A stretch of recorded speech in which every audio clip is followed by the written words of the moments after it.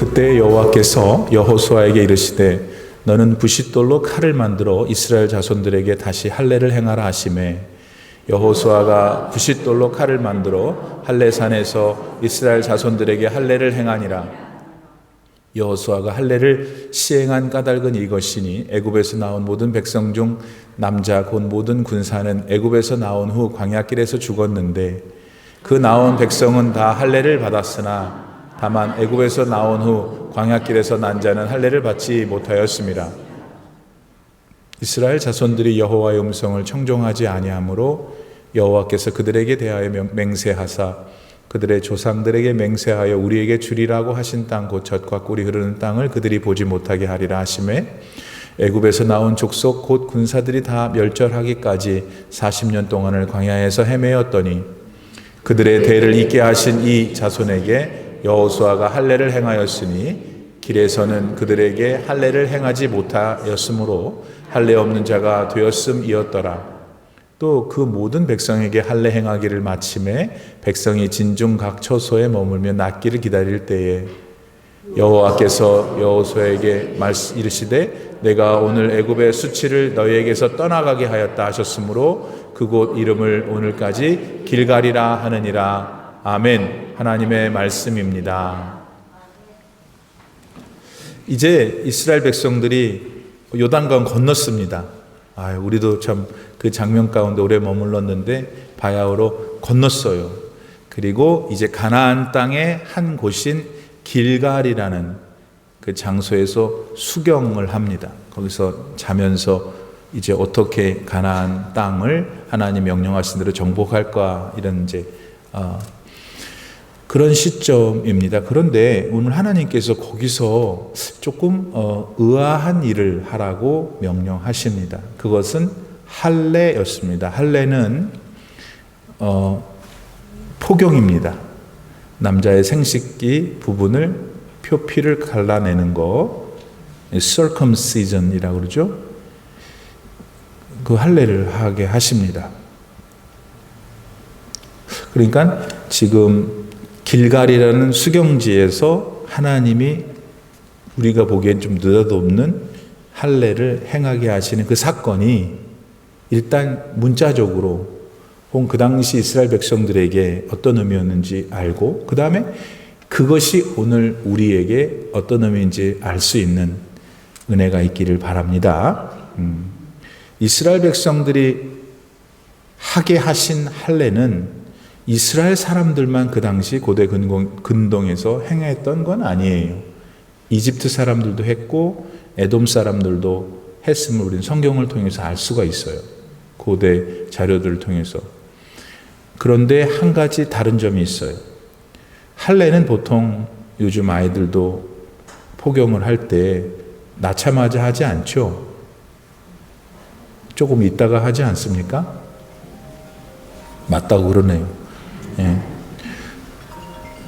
이스라엘이 받는 할례는 생후 8일 만에 하는 것으로 하나님께서 정하셨어요. 그래서 그 점이 고대 근동에서 같이 할례를 시행했던 사람들과는 좀 다른 면이라고 볼 수 있고, 더 중요한 것은 하나님이 이 할례라고 하는 kind of 의식을 지정하셨다는 거예요.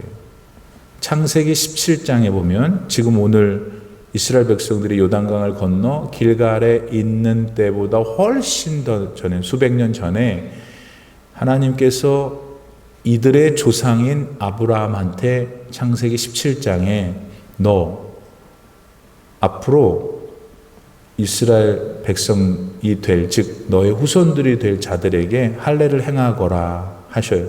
근데 흥미로운 것은 그 명령을 내리실 때 아브라함한테는 자식이 없었어요. 그때가 99살이었거든요. 자식을 주겠다고 하신 때는 75살이었는데 99살 될 때까지 아들을 주시다는데 아들을 안 주시고 있는 또 그런 상황에서 하나님이 나타나셔갖고 이제 네 후손들이 많아질 건데, 그러니까 속으로 웃었죠. 뭐 사라도 웃고 다 웃었어요. 근데 그 99세 때 하나님이 할례를 받게 하라. 내가 할례를 주는 이유는 이거다. 내가 너의 후손들을 복 줄 거니까. 그 복을 내가 지금 너한테 말하는 것이 그들에게도 실제 될 수 있도록 언약을 주는 거야. 그러니까 그 할례라고 하는 일련의 행동이 하나님의 언약, 아브라함의 후손들, 이스라엘 백성들을 축복하시겠다는 하나님의 약속이었던 것이에요. 그러니까 8일 만에 한다는 점이 특징이 있고, 그 다음에 그 할례는 하나님의 언약 백성이 되었다라고 하는 것을 뜻하기 때문에 대단히 중요하다. 그럼 오늘 우리한테는 뭘까요? 이 할례가. 할례는 1차적으로 우리가 예수님 믿고 구원받아 그것을 확신할 때 우리는 이미 먼저 구원의 백성들이 된 교회 공동체 앞에서 세례를 받음으로 내가 여기 일원이 됐습니다. 하나님의 백성이 됐습니다. 라고 하는 것을 나타내잖아요. 그런 의미에서 1차적인 의미는 물세례를 받는 것이 할례라고 말할 수 있어요.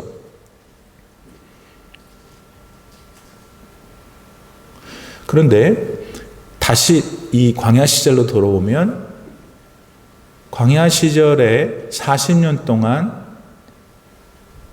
광야에서 방황했던 이스라엘 백성들은 대체적으로 누구냐면 이집트 애굽 땅에서 살 때에 이미 할례를 받은 사람들이에요. 맞죠? 아브라함이 선조인데 선조되는 아브라함한테 하나님이 네 후손들한테 할례를 주라고 하셨기 때문에 지금 이집트에서 400년 동안 살았던 이스라엘 사람들은 성인이 된 사람들은 당연히 할례를 받은 상태였지 않겠어요? 그 사람들이 홍해를 건너 가나안 땅을 향한 40년 광야 생활을 했던 것이죠. 그런데 우리가 알고 있는 것은 그 사람들 다 죽었어요. 가나안에 들어가지 못하고. 왜냐하면 그들이 죄를 지었기 때문에. 그러면 할례를 받은 사람이 가나안에 못 들어가고 다 죽었네요. 할례는 오늘날 예수님 믿어 그 믿음을 고백하는 물세례라고 했기 때문에 다 지금 저나 여러분이 물세례를 받았으나 가나안으로 상징되어지는 하나님의 나라에 우리가 다 들어갈 수 있는데 다 죽을 수도 있는 거예요. 들어가지 못하고. 그러니까 물세례를 받음으로 할례를 받음으로 가나안 땅에 다 못 들어갔듯이 할례는 물세례는 하나님의 나라 혹은 가나안 땅에 들어가는 보장이 못 된다는 것을 우리가 알게 되죠. 내가 눈을 떴더니 우리 엄마 아빠가 다 기독교인이야. 매일 주일날이면 교회를 무조건 가야 돼. 라서 하나님 나라가 들어가는 게 아니에요. 지금 저처럼 목사이기 때문에 하나님 나라 들어가는 게 아니에요. 내가 물세례를 받았기 때문에 하나님 나라에 들어가는 게 아니다. 그런 것들이 중요하지만 그것들을 의미 있게 하려는 것은 더 본질적인 것. 우리 신약시대의 우리 성도들은 예수 그리스도에 대한 확고한 신앙, 그리고 예수 그리스도가 누구인지를 우리에게 알려주시는 거룩하신 하나님의 말씀 순종하고 믿고 따를 때 하나님 나라에 들어간다. 할례를 받았지만 광야 땅에서 하나님께 순종하지 않았기 때문에, 하나님의 말씀에 순종하지 않았기 때문에 가나안에 못 들어갔듯이 오늘 우리가 물세례를 받고 거룩한 직분을 얻고 별의별 일을 다 해도 우리의 근원 되시는 하나님 아버지, 우리가 하나님 아버지를 잘 알 수 없기 때문에 예수 그리스도로 이 땅에 오셔서 하나님이 누구신지를 보여주셨잖아요. 그래서 우리가 그리스도를 영접하고 따른다는 것은 하나님을 따르는 것입니다.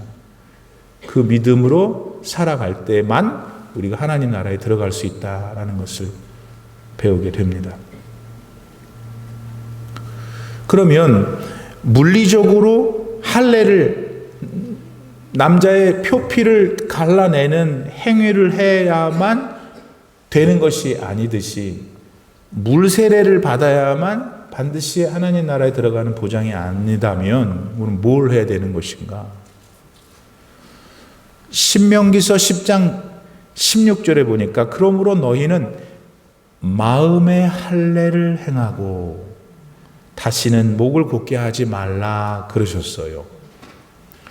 이제 우리가 처음 듣는 것처럼 우리가 이 표현을 들어볼까요? 너희는 마음의 할례를 하고. 이거를 오늘 우리 시대로 갖고 오면 뭐냐면 중생해야 돼요. 중생은 거듭나는 거예요. 거듭나거나 중생은 조금 어떤 현상이고 개인마다 조금 그 모양이 다를 수 있지만 내용은 이거예요. 예수님이 나의 모든 죄를 사해 주시고 나 때문에 십자가를 지시고 그것을 믿을 때 나로 하여금 구원받게 해주시는 것. 구원은 두 가지예요. 첫 번째, 이 땅에 사는 동안에 하나님의 통치가 나의 삶을 장악하는 것. 구원은 이 땅에서 내 코의 호흡이 끝나면 영원히 하나님 품에서 사는 것. 이 모든 것이 내게 찾아오는 게 그거를 한치의 오차도 없이 역사하시는 하나님을 신뢰하는 그 믿음이 거듭난 거예요. 중생한 거예요. 그게 새 마음이 된 거예요. 예. 골로새서에 보면은 그런 걸 또 그리스도의 세례라고 하기도 해요. 어쨌든 간에 이게 지금 읽을 때 뭐 남자들끼리 뭐 어떻게 뭐 했나 보다 뭐 하나도 뭐 그렇잖아요. 그게 아니에요, 지금 여러분. 자, 그거가 이제 할례 혹은 오늘날 우리들의 삶과 관련시켜 봤는데 한 가지 더 중요한 것이 있어요. 지금 이 모든 것들은 그냥 아시면 좋고요. 아셔야 되는데 더 중요한 것은 왜 이렇게 하시는가? 누가 이렇게 하시는가? 살아계신 우리 하나님이 하시는 거예요. 사랑하기 때문에. 그렇잖아요? 많은 지구상에 있는 여러분 이집트에서 이스라엘 백성들이 살 때 나머지 그 이집트 사람들이 살았잖아요. 그 두 민족 말고 다른 나라에 다른 지역에 사람들 살고 있었어요. 그런데 그 많은 사람들 가운데 유독 이스라엘 사람들을 택해서 그분들에게 할례를 받아라. 내가 너에게 이렇게 할 것을 언약하는 것이다. 이렇게 하고 있는 이스라엘 백성들 도대체 뭐예요? 이스라엘 백성들이 뭐 잘한 것도 없고 잘난 것도 없는데 그리고 우리는 알 수가 없죠. 왜 하나님이 이스라엘 사람들을 택하셔 그때 그렇게 하셨는지는. 그런데 중요한 것은 그 이스라엘 백성들의 입장에서 보면은 웬 떡이에요, 그게. 웬 은혜예요. 그렇게 하나님이 쩔쩔매시면서 그렇게 그냥 이렇게 예뻐하시고 어떻게 할 수가 없어요. 여러분 손주들 보면 그런다면서요. 내가 어떤 권사님한테 좀 희한한 얘기를 들었어요. 그 손주를 보러 가면은 아주 죽겠대요. 표정도 죽겠다고 말도 죽겠다고 그러더라고요. 그래서 이 두 번 가면 죽는가 보다. 근데 그 다음 똑같은 사람이 말하는 걸 들으세요. 근데 목사님, 다음날 아침에 자기 손주를 보러 갈 때 마치 자기가 사랑하는 사람을 만나러 가는 것 같아요. 그 나는 솔직히 그 마음은 못 이해해요. 근데 말귀는 알아듣는데 하나님이 우리를 사랑하는 마음, 아니 당신을 사랑하는 마음이 이 목사가 수준이 약해서 일단 그런 마음은 되실 거 아니에요. 최소한 그것과는 비교할 수 없는 더 큰 형언할 수 없는 하나님의 사랑이 나한테 여러분에게 있지만 일단은 제가 표현할 수 있는 방법이 없으니까 그 정도는 일단 아무것도 아니지만 그런 사랑을 하나님이 여러분 한 분 한 분을 지금 사랑한다고 믿어보세요. 예. 왜 그 믿음이 약하니까 삶이 괴롭고 멍멍하고 그냥 이러는 거예요, 지금. 하나님이 나를 사랑한다는 그 믿음이 회복되면은 진짜로 행복해지죠. 예. 그건 거짓말 아니에요. 근데 목사님, 몇천 년 전에 있었던, 보세요. 하나님이 이스라엘 백성들, 그때 택하신 백성들을 똑같은 유대인, 그 사람의 후손인 유대인 바울을 통해서 뭐라 그랬어요? 예수 그리스도를 통하여 모든 사람이 영적으로 이스라엘이 되었다 그랬잖아요. 우리는 이스라엘 사람들이 아니에요, 피가. 우리는 한민족인데, 우리가 왜 이스라엘 백성들이냐면, 예수님을 통해, 그 믿음을 통해 우리가 영적으로 이스라엘 백성이 됐잖아요. 그러니까 여기 구약 성경에서 말하는 이스라엘은 다 우리 얘기하는 거예요.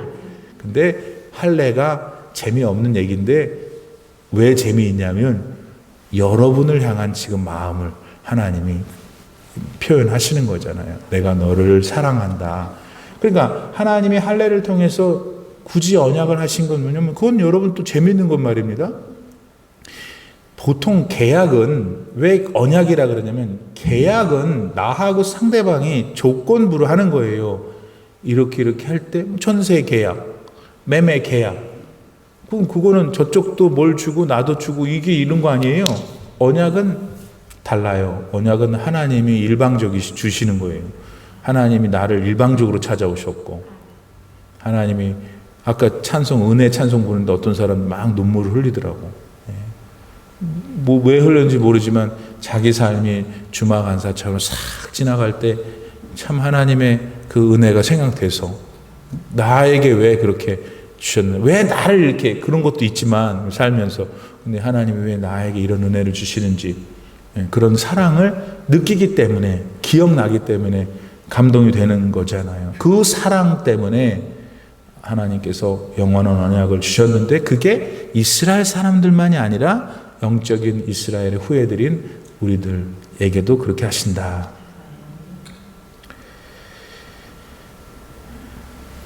로마서 2장 28절 29절에서 바울은 이렇게 말합니다. 겉모양으로 유대 사람이라고 해서 유대 사람이 아닙니다. 겉모양으로 살갗에 할례를 받았다고 해서 할례가 아닙니다.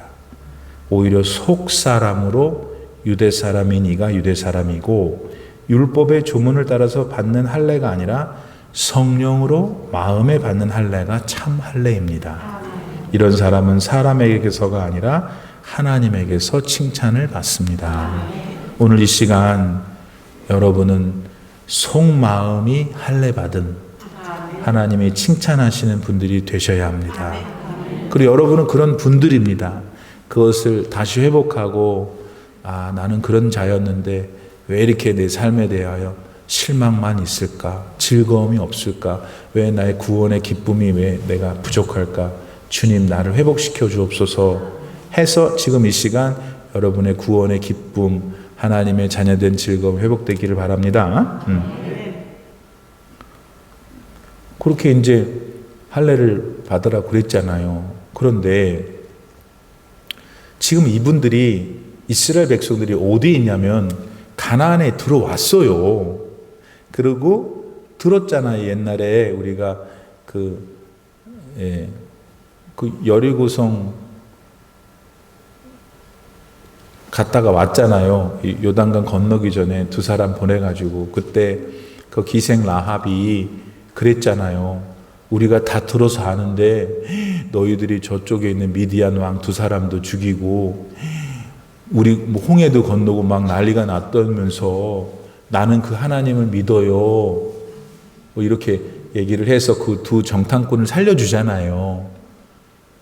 그러니까 여리고 성 안에 살던 기생 라합이 그러한 정보를 듣고 믿음이 생겼다면, 그 동네 사람들, 가나안의 모든 사람들은 지금 거의 200만 명이나 되는 사람들이 저 건너편에 있었는데, 이제 강까지 건너왔으니 얼마나 나름대로 놀랐겠어요. 긴장하고. 그러니까 어떻게 했겠어요? 여러분이 만약 그 주변에 살고 있었던 어떤 다른 부족 국가의 사람들이었다면 그 부족 왕이 야 무슨 일이 날지도 모르니까 전세를 갖추고 다 무장하고 민방위 훈련해라 이거 그렇게 했을 거 아니에요.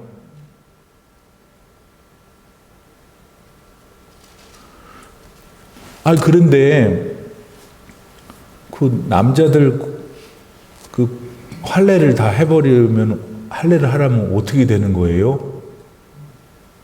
최소한 3일 동안은 움직이면 안 되고 움직일 수도 없고 이게 여물어야 되잖아요. 아물어야 되잖아요. 그러니까 인간적인 면에서 보면 또 황당한 일을 또 하나님이 시키시는 거예요. 아니 바로 저 건너편에 적들이 언제나 이러고 준비하고 있는 상황에서 싸움하러 나가야 될 군사들 20세 이상 되는 사람들의 표피를 다 잘라버리게 하면은 어쩌자는 거예요. 3일 동안. 아닌 게 아니라 창세기 34장에 보면 이 똑같은 일이 생겼죠. 34장에 보면은 야곱의 딸이 디나가 있었는데 디나가 세겜이라는 히위 족속 걔가 추장이었어요. 세겜이라는 히위 족속의 추장이 어느 날 야곱의 딸 디나를 보니까 마음에 들었어. 근데 이제 여자가 싫다고 그러니까 강제로 어떻게 해버렸어요. 그 사실을 이제 야곱의 오빠들이 알게 되죠. 그런데 세겜이 뭐 나름대로 그 디나를 좋아한 모양이야. 내가 그렇게 그랬으니 내 아내로 맡고 싶소. 근데 여기는 이스라엘 사람들이고 거기는 히위 족속 이방인들이니까 싫었던 거예요. 그래서 그 디나의 오빠들이 이렇게 말하죠. 제안을 하잖아요. 그래? 오케이. 우리 동생 데려가려면 우리는 할례를 받는 민족이니 니들도 할례를 받아야 돼. 그래서 세겜이 그렇게 또 듣고서는 자기 동네 사람 다 할례를 시켰네? 그때 디나의 오빠 레위하고 시므온이 가서 다 죽여버렸어요. 근데 그쪽에서 손을 못 쓰는 거야. 그만큼 할례는 그 할례 받은 사람의 입장에서 며칠 동안은 굉장히 움직이질 못하는, 그러니 지금 가나안에 겨우 입성을 해가지고 길갈이라는 곳에서 지금 이제 어떻게 하려고 하고 있는 때 하나님이 첫 번째 하시는 게 할례를 하라 그러니 kind of 미친 짓이죠. 근데 결론은 이스라엘 사람들이 지금 우리 같은 사람도 남의 얘기지만 이렇게 들을 때 그럴 것 같은데 어쩌나. 그런데 이스라엘 사람들 본인은 생각 안 했겠어요? 했겠어요? 근데 문제는 그들이 그럼에도 불구하고 할례를 했다는 거예요. 뭘까요? 여러분, 그 당시 적어도 그 순간만큼은 그들은 하나님이 절대적으로 이 모든 상황에 주인이 되시고 인도하시고 먼 일이 생기면 보호하실 거고 우리는 반드시 승리할 것이라는 걸 확신했던 것이죠. 우리에게 지금 이런 믿음이 필요해요. 오늘 우리가 배워야 될 거, 하나님이 나를 아까 내 자녀로 삼으셨구나, 하나님의 자녀로. 그래서 그 믿음을 갖는 것이 우리를 신나게 하는 것이 맞는데, 그 믿음의 자녀로서 살아갈 때에 뭐 어떻게 하나님 나한테 지금 이 상황에서 할례를 받으라 그러세요? 생각도 없으시지. 하나님 왜 내가 지금 하나님의 귀한 딸인데 왜 이렇게 어려워요, 삶이? 그렇잖아요? 나는 여러분 편이라고 항상. 이때 그렇게만 생각하는 것이 아니라 하나님의 말씀 속에서 나에게 내가 하나님의 자녀인 게 분명하고 내가 그것을 신앙한다면 내가 지금 이해할 수 없는 이 어려움 가운데 내가 있는 걸 하나님은 아실 거야. 내가 지금 할 수 있는 일은 내 삶의 할례를 지금 원하시는 하나님께 왜 그러시는 건지 내가 이 고통 속에서 빨리 헤어나올 수 있도록 도와달라고 기도하는 것이죠. 그게 믿음이 아니겠어요? 그냥 푹 처져가지고 원망하고 불평하는 건 믿음이 아니에요. 가나안 땅에 들어오자마자 할례를 시켜 황당한 상황을 만드신 하나님, 그러나 결국 그 이스라엘 백성들이 믿음으로 그 일을 하게 하고 결국 첫 번째 전쟁에서 승리하게 하시죠, 하나님께서. 그래서 하나님은 그런 분이시구나. 여러분, 이 아침에 회복하셔서 어렵고 힘든 일이 있어도 이때 우리가 기도해야 되고, 이때 우리가 하나님을 향한, 나를 향해 언약 주신 언약의 하나님을 향한 내 믿음을 보일 때가 이거예요.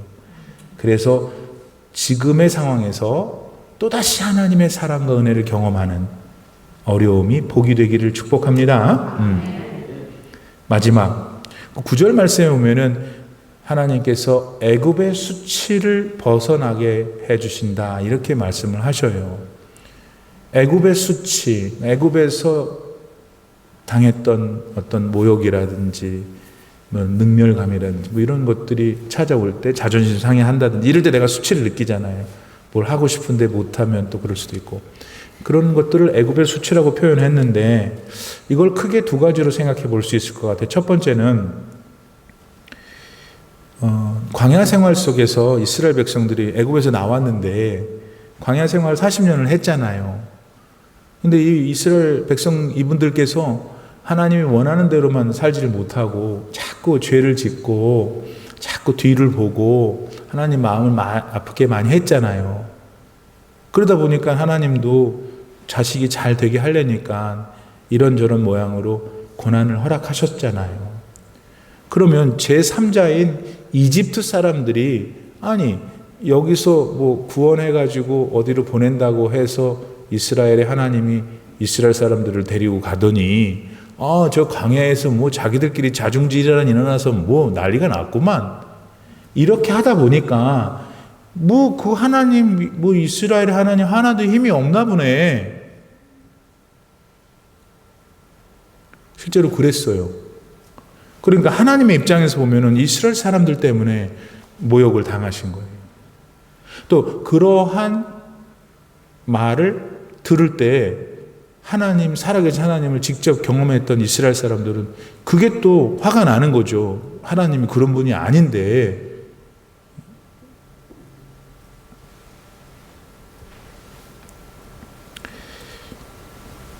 근데 우리가 알아야 될 것이 뭐냐, 오늘 우리 이 시기에 살아가는 우리한테, 우리가 만약 이 믿음의 길을 걸어가다가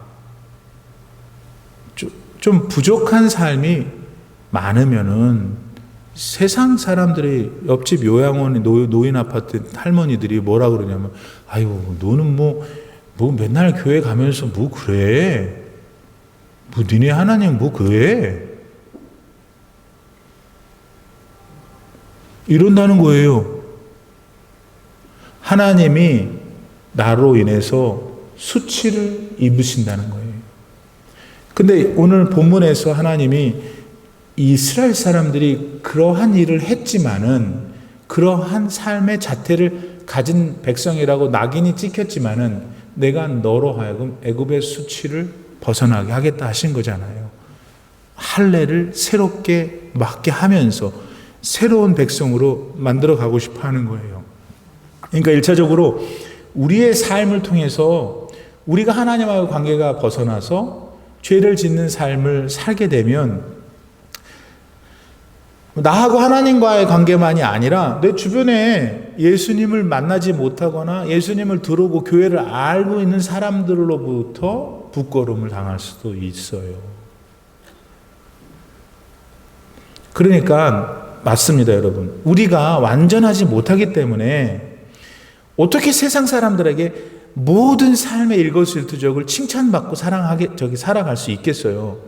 목표를 거기다 두면 참 우리가 힘들죠. 그것 사실이에요. 그런데 이럴 수는 있는 것 같아요. 적어도 저 사람 교회 다니는데 참 좋은 사람이야. 그런 말이 나올 때 그 사람이 윤리 도덕적으로 완벽해서 그렇게 안 해요. 사람들이 지도 알지, 자기도 안 하는 거 아는데, 그래도 하나님 말씀을 순종하고 그리스도의 사랑을 진실하게 실천하는 사람은 알아요. 세상 사람은 아유 저 여자 다니는 참 교회 참 좋은가 봐, 어떻게 저렇게 따뜻하냐 사람이. 그렇게 해서 그게 하나님, 나도 저 여자가 믿는 하나님 믿고 싶다, 아니면 그분한테 교인인데 여자라 그럴 거 아니에요. 저 여자한테 가서 내가 내 기도 제목을 좀 얘기해야 되겠다. 그가 믿는 신한테 좀 부탁하려고. 이게 돼야 된다는 거예요. 그런데 우리가 조금 많이 부족해요, 그게. 왜냐하면, 왜 그러냐면, 내내 주일날 오면은 구원받았다, 이거. 예수 피로 구원받았다. 내가 구원받은 거잖아요. 내가 천당 간다니까 얼마나 좋아요. 다음 주에도 구원받았다고 천당 간다고 얼마나 좋아요. 그래도 더 기분 좋은 말을 목사님이 하면 그날은 조금 더 헌금하고, 기분이 별로 흥이 안 나면 헌금 안 하고, 1년 내내 내가 구원받았다. 아이고 좋다. 이러고만 다니는 거예요. 그거 교회 그 교인이에요, 교인. 그건 참 마음에 할례 받은 사람이 아니에요. 그러니까 어떻게 해야 되겠어요? 마태복음 5장 16절에서 예수님 말씀하셨잖아요. 이와 같이 너희 빛을 사람에게 비추어 그들이 너희의 착한 행실을 보고 하늘에 계신 너희 아버지께 영광을 돌리게 하라. 네. 하나님의 영광은 뭐라 그랬어요? 나 때문에 다른 사람이 하나님 믿고 싶어 하는 게 하나님 영광 돌리는 거예요. 그럼 반대로 나 때문에 너 나 믿어라 이렇게 되면 하나님이 너나 믿어라 그런 사람이 나쁜 사람들도 있을 수 있어요. 아무리 착한 일하고 선한 애도 아주 못되게 구는 사람이 있어요. 그런 사람은 할 수 없는 거고, 누가 뭐래든 간에 우리는 믿음의 길로 하나님의 사랑을 실천하면 사람들은 안다고요. 세상 사람들은. 그렇게 하나를 생각하고 또 하나만 하고 끝낼게요. 애굽 땅에서 애당초 노예로 살고 있었잖아요. 이 사람들을 끄집어내서 40년 광야 생활 가나안에 들어가게 한 거 맞죠? 그러니까 이제 애굽에서의 수치를 걷어주신다는 것을 원초적으로 애굽에서 노예 생활했던 수치잖아. 그것에서 건져내신 것. 그거를 우리가 이제 이 뜻으로 생각할 수도 있지 않을까. 그렇게 주경학자들은 말합니다. 그러니까 여러분은 두 가지를 아셔야 되겠죠. 그리고 두 번째는 이거 뭘까요? 예수님께서 우리를 죄와 사망의 권세로부터 구원하셨잖아요. 예수님 덕분에 그분의 흘리신 피 때문에, 그분의 희생 때문에 우리가 누구인지 알게 됐고, 첫째.